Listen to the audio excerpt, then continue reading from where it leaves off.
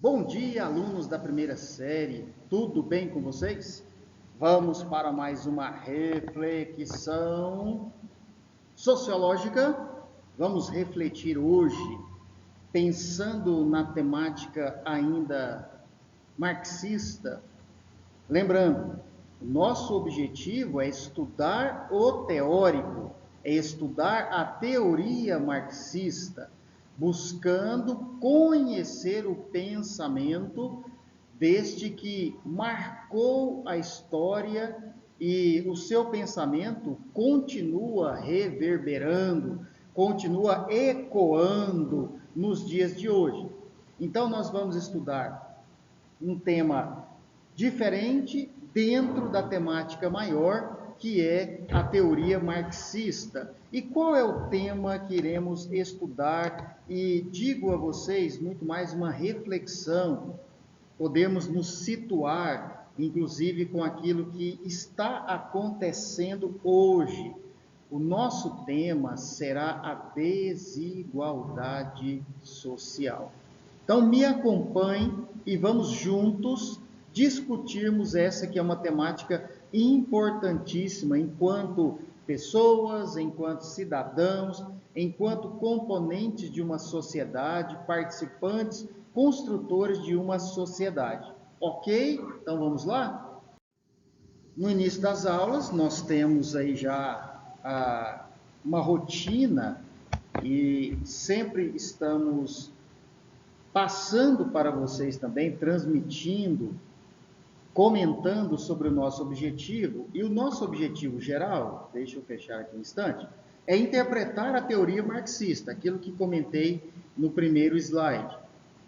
Interpretar essa teoria em suas relações ou como ela se liga às relações sociais a partir do trabalho e das contradições. Por isso, nós falamos muito a respeito da luta de classes, que não deixa de ser uma contradição. E nós vamos trabalhar, como comentei também, um tema específico dentro desse tema maior que é o marxismo. Ou seja, vamos caminhar aqui, a desigualdade social. E a nossa avaliação? Como é que nós devemos olhar para a aula? É simples. Chegando ao final do período, olharmos e refletirmos sobre o alcance ou não do objetivo. Assim nós avaliamos cada aula. Cada aula tem o seu objetivo. No nosso caso, nós estamos estudando a teoria marxista. Beleza. No caso, especificamente de hoje, na aula de hoje, desigualdade social. Ok. Mas, ao final da aula, teremos alcançado esse objetivo? Teorizar, pensar, refletir sobre Karl Marx, especificamente a desigualdade social. Por isso a participação do aluno é importante, a sua opinião, o seu contato com o tema e acima de tudo, com a discussão é relevante, de extrema importância. Vamos para a aula? Pois bem, desigualdade social. Veja que a professora está apontando para o quadro, deixa eu marcar aqui, deixa eu pegar um marcador de texto, e classificando, dividindo uma pirâmide, A, não vou marcar o B, vou marcar o C, só para destacar, e classe E. Então, socialmente falando, nós entendemos isso com base teórica também. Nós chegamos à conclusão que a sociedade ela é dividida em classes, tá? Então nós temos no topo da pirâmide a classe mais abastada, a classe dos recursos, a classe que economicamente é superior às demais, classe A. E depois as divisões B, C, D e E. A título de curiosidade, já despertando o pensamento de vocês, existe uma classe hoje estabelecida, e com tristeza eu digo isso, que ela é considerada abaixo da linha da miséria. O que significa isso? que a desigualdade social ela é tão grande e ela é tão perversa que uma classe se encontra abaixo da linha chamada da miséria. E o que significa isso? Significa que quem se encontra abaixo dessa linha da miséria mal consegue fazer uma refeição diária. Quando muito, uma refeição diária. Ou seja, pessoas, famílias, crianças, jovens, adolescentes, adultos, idosos, vivendo com menos de uma refeição ao dia. Então pode ser que hoje essa classe acabe não se alimentando? Sim. E amanhã, uma refeição durante todo o dia? Exatamente. Então essa classe, ela é considerada abaixo da linha da miséria. Veja, sem condições para a sua própria subsistência. Não é nenhuma questão de consumo, de adquirir, de comprar, de pertencer aí ao mercado econômico. Subsistência. Uma classe que está abaixo da linha da miséria. E isso se dá em virtude do quê? Da desigualdade social. Tá bom? Vamos adiantar? Pois bem, meninos e meninas, alunas e alunos, vamos lá. As classes sociais e as desigualdades sociais. Uma desigualdade social consiste na repartição não uniforme na população de um país ou de uma região de todos os tipos de vantagens e desvantagens sobre as quais a sociedade exerce uma qualquer influência. Esse é um texto de Roger Giraud, 1984. Então veja, a desigualdade social nada mais é do que aquilo que separa, pois a repartição acaba não sendo uniforme. Uniforme, para título de esclarecimento, de conhecimento, significa algo como que por igualdade. É óbvio que nós não estamos tratando aqui de uma sociedade totalmente igual, onde todos conseguem as mesmas coisas, alcançam os mesmos patamares, chegam aos mesmos objetivos. Não é isso. O que nós tratamos quando tratamos a desigualdade social é a grande diferença. Que há diferenças, sim, elas existem e sempre existirão, querendo ou não existirão, por mais que possamos sonhar uma sociedade igualitária ou com equidade, a palavra hoje mais utilizada, equilibrada, as diferenças vão existir. Ricos, pobres existirão. A grande questão é a diferença enorme que existe. Um com tanto e outros com tão pouco ou literalmente nada ou quase nada. Como eu coloquei no comentário anterior, classe A superabastada, com vantagens políticas, vantagens econômicas, vantagens financeiras, vantagens sociais. E a outra classe ou categoria abaixo da linha da miséria, lutando para tão somente sobreviver. E a reflexão que nós devemos fazer, o que nós devemos pensar é: isso é justo? Mas alguém lutou, alguém batalhou, alguém conquistou, alguém chegou a um patamar mais elevado. Tá, mas será que isso é suficientemente capaz de nos levar a uma conformação? Será que eu não consigo ter um olhar para o outro que de repente não teve a mesma oportunidade, não teve a mesma chance, não teve a mesma condição de competir, de chegar, de lutar, de batalhar por um espaço? Será que isso justifica a miséria do outro? Será que isso justifica a fome do outro? Porque alguém consegue, porque eu cheguei, porque você chegou ou chegará, isso serve de consolo ou de uma justificativa diante de um quadro de fome e de miséria de uma nação, como no caso a nossa, o Brasil? Então, quando nós olhamos para as desigualdades sociais, nós temos que pensar no que motiva essa desigualdade. Inclusive, algo a se pensar é a pobreza, a miséria, de alguma maneira ela gera lucro. Então, acabar com a miséria não é um pensamento uniforme, não é uma ideia geral. Acabar com a fome, com a miséria, não é uma ideia que ocupa a mente, o trabalho de todos nós. Por quê? É triste isso, mas é uma realidade. A fome, a miséria, a própria desigualdade social, ela enriquece pessoas. Infelizmente, pessoas são tomadas de ideais a partir da miséria do outro, e a partir da miséria do outro, acabam construindo os seus próprios impérios. Então, por incrível que pareça, por estranho que pareça, a miséria, ela é lucrativa. Eu costumo dar o seguinte exemplo. Quando, na época das eleições, é muito comum nós escutarmos isso, as promessas sobre acabar com a fome, com a desigualdade social, acabar com o analfabetismo, abrir hospitais, dar condição para o pobre trabalhar, construir a sua vida dignamente, ter condições. Isso nada mais é do que cumprir o que está escrito na nossa Constituição Federal. Mas de fato isso não acontece.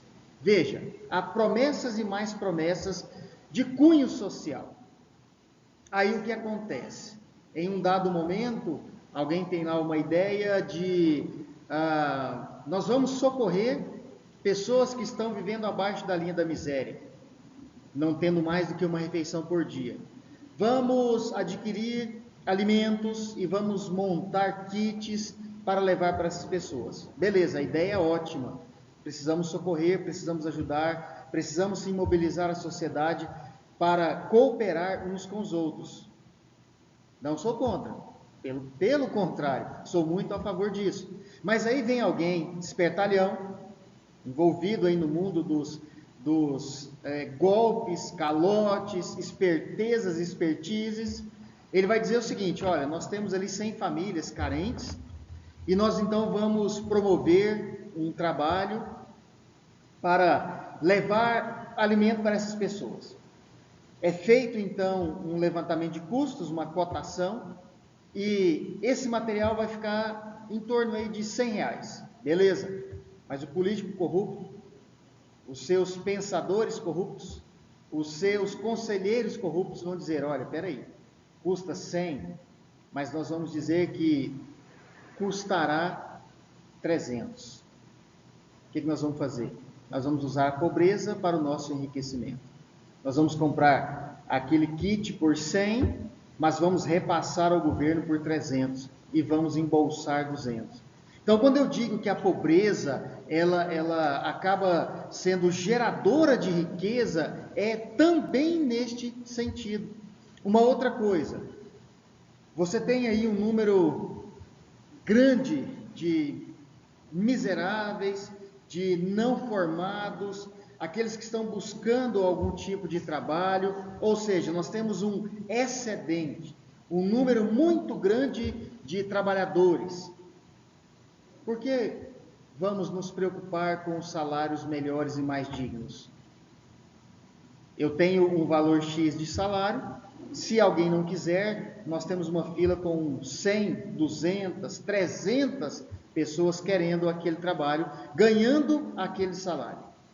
Então nós temos um excedente de mão de obra, o que leva também, obviamente, a uma desigualdade de renda, uma desigualdade financeira, de ganho. E eu não vou me preocupar com isso, não precisa. Eu, como detentor daquele espaço, pensando em Karl Marx, eu como detentor dos meios de produção, por que eu vou pensar em melhorar a qualidade de vida dos trabalhadores? Eu posso pagar o salário que eu quiser, obviamente o Brasil tem um piso mínimo, né? Se é piso já é mínimo, mas por que eu vou pensar em algo maior se, primeiro, eu tenho uma legislação que me garante, e outra, eu tenho um excedente de mão de obra. Inclusive, quando nós estudamos em geografia sobre a globalização, é um bom exemplo disso, nós temos empresas que se deslocaram para outros países, como a própria China, recebeu muitas indústrias, hoje se tornando aí uma das maiores potências mundiais. O próprio Brasil, recebendo muitas indústrias multinacionais. E qual é o argumento dessas indústrias e empresas? O excesso de mão de obra e o custo dessa mão de obra. Então, se você tem uma mão de obra não qualificada, não preparada, onde o salário para essa mão de obra é baixo, é ali que o interesse multinacional se dará.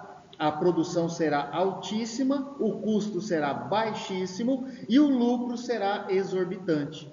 Daí, meninos e meninas, pensadores, sociólogos, daí nós temos um vasto campo para as desigualdades. E eu vou dizer mais para vocês, isso deve gerar em nós uma espécie assim de impacto. Nós não podemos nos acostumar com isso. Nós não podemos pensar que é assim, que não pode ser mudado ou transformado. Nós somos agentes de transformação.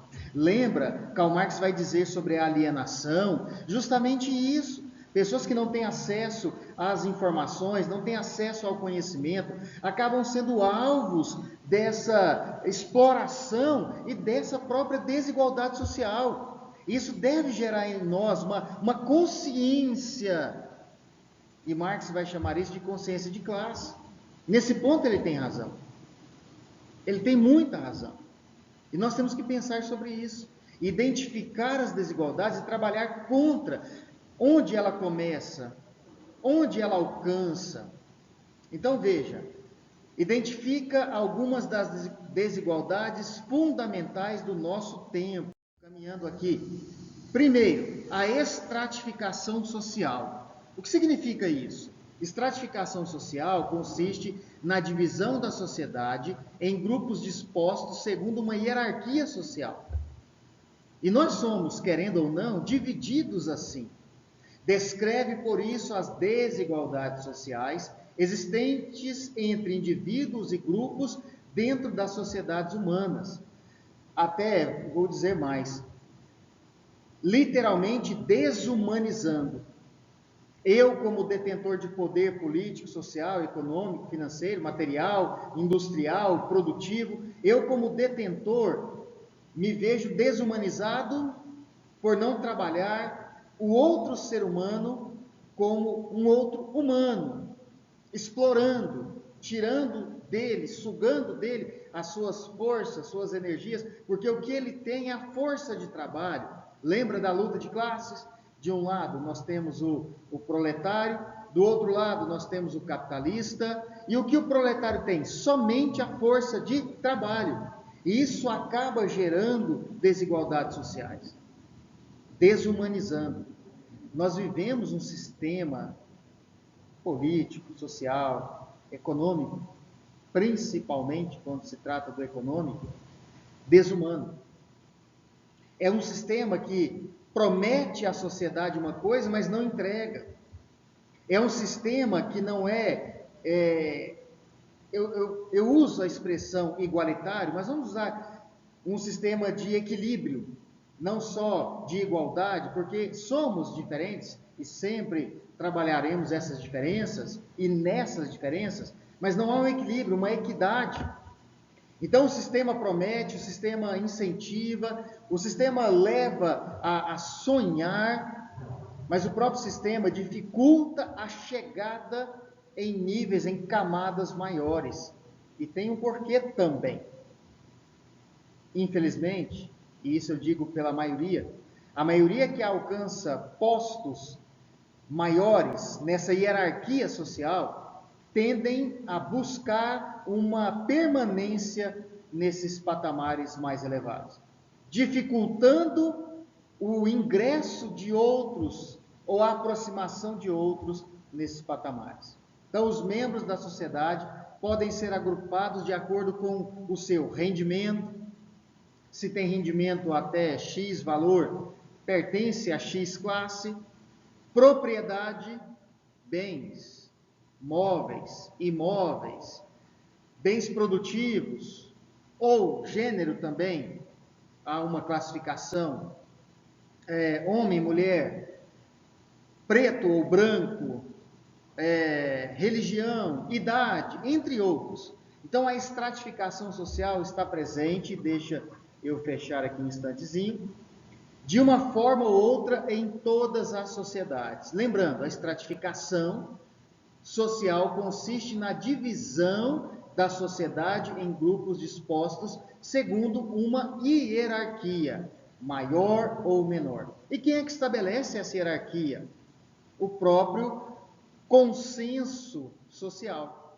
Não há literalmente uma lei para isso, mas é aquele pensamento recorrente. É assim, sempre foi assim, nunca deixará de ser assim. Isso cai no senso comum, isso cai em uma espécie de contrato social. Aceitamos isso porque é assim desde, aspas, desde sempre. Essa é a estratificação social. É algo, você poderia me perguntar, que pode ser mudado? A nossa luta deve ser em cima disso também. Não é acabar com a desigualdade no sentido puro da palavra, porque nós não somos iguais, mas buscarmos um equilíbrio acima de tudo. Veja, você vai ao mercado, ao supermercado, fazer uma compra qualquer, você gasta ali X pagando, vamos colocar aqui uma alíquota de ICMS, que é o imposto que todos nós pagamos em cima daquilo que compramos, negociamos, enfim. Então você paga 17% de ICMS. Vamos jogar aqui 17%. Mas você ganha um salário de 100 reais. Alguém vai e faz a mesma compra e paga os mesmos 17%. Será que isso é justo? Mas esse alguém ganha 10 mil, ganha 5 mil, ou comparado com 100, ganha 1.000. Então, se nós olharmos até na questão da divisão dos impostos, ou do espalhamento desses impostos, se torna desigual. Alguém que ganha pouco, tem um rendimento muito baixo, acaba se igualando quando trata de pagar impostos. Quer dizer, a desigualdade me coloca diferente do outro em vários pontos. Patrimônio, rendimento, qualidade de vida, estou lá embaixo. Mas quando se trata de pagar impostos, a sociedade se iguala. Pagamos o mesmo que alguém que tem um rendimento de 200, 300, 500 mil, 10 mil. Ou seja, isso é injusto também. Então não é só uma repartição de renda, uma divisão de renda. Muito mais do que isso, perpassa também pelo imposto que se paga. E aqui é um outro exemplo de tamanha desigualdade. Alguém que ganha tão pouco paga o mesmo imposto que alguém que ganha tanto. Eu acho que vocês não sabiam, vão saber agora. Mas aeronaves, jet ski, lanche, embarcação, de forma geral, coisa que a maioria de nós não temos acesso a isso. Quem tem um avião próprio, quem tem uma lancha, um iate próprio, não paga aquilo que o pobre, que tem um veículo que muitas vezes não é nem próximo do ano, paga. IPVA, licenciamento. Quem é proprietário de lancha, de iate, tem ou não tem condição de pagar um imposto diferenciado? Com certeza tem. Mas eles não pagam nem daquilo que eles possuem. Enquanto o pobre, ele paga o imposto sobre o pouco que ele tem e caro, porque proporcionalmente sai caro do seu bolso. Vamos continuar. E para nós terminarmos essa primeira aula sobre essa temática que é tão importante. As classes sociais e as desigualdades sociais, sistema de estratificação social. Temos a escravatura, baseada na propriedade legal de pessoas, e o Brasil trabalhou isso durante 350 anos. Ordens, baseadas na definição de obrigações e direitos mútuos, clero, nobreza e povo na sociedade, por exemplo, medieval na Europa, e castas, segregação, baseado em características culturais, étnicas ou raciais. Deixa eu fechar aqui um instante. O status é hereditário e não pode ser mudado. Quem nasceu rico, rico será, é o status, é a classe, é o ponto. Baseia-se na crença de que a pertença, o pertencimento, o pertencer a uma casta particular é a recompensa ou castigo em resultado de uma vida passada, de virtude ou de pecado. Isso é muito comum, por exemplo, na Índia. A Índia é uma sociedade composta por castas. Está muito ligado aí ao credo, à forma de se ver, de se acreditar, forma religiosa de ver a vida. Então veja, nós tivemos a escravatura e, pasmem, ainda é possível encontrarmos, inclusive no Brasil, pessoas que se acham no direito de manterem outras pessoas sob o seu domínio, como escravidão.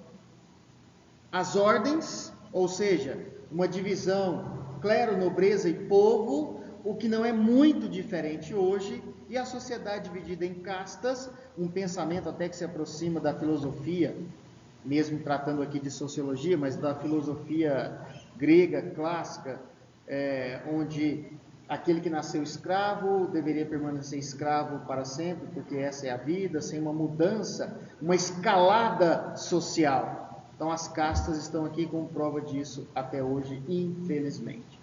Meninos e meninas, alunos e alunas, deixa eu voltar aqui. O nosso objetivo, então, é estudarmos sobre a teoria marxista, pensar o marxismo, o capitalismo, a sua visão sobre a temática, e na aula de hoje, especificamente, tratando da desigualdade social. Problemas sociais no que diz respeito às finanças, no que diz respeito à cor da pele, porque gera uma desigualdade também, de oportunidades, de chances, de motivação até, e chegamos ao último momento com a estratificação, ou seja, a separação da sociedade de acordo com rendimento, de acordo com a posição econômica, a posição social, política, a hierarquia com relação à raça, com relação à cor, com relação à religião também. Ou seja, com base em tudo isso, nós temos uma sociedade dividida e dividida em classes e com grandes problemas sociais, os quais chamamos a partir da desigualdade social. Ok? Conto com vocês na próxima aula. Pensem sobre isso. Precisamos trabalhar mudanças radicais. Precisamos pensar em políticas públicas que possam mudar a história da nossa própria nação no que diz respeito a tanta desigualdade, a tanta miséria que envolve a nossa nação, o nosso povo brasileiro. Conto com vocês na próxima aula. Não deixe de assinar a sua presença. Faça o seu comentário. Vamos aproveitar o nosso grupo lá no Zap, a nossa sala de aula virtual. Vamos trocar ideia, vamos conversar, vamos levantar questões, vamos opinar. A participação de vocês é de extrema importância. Ok? Até a próxima aula. Um grande abraço e uma boa reflexão sobre a temática. Valeu, até lá!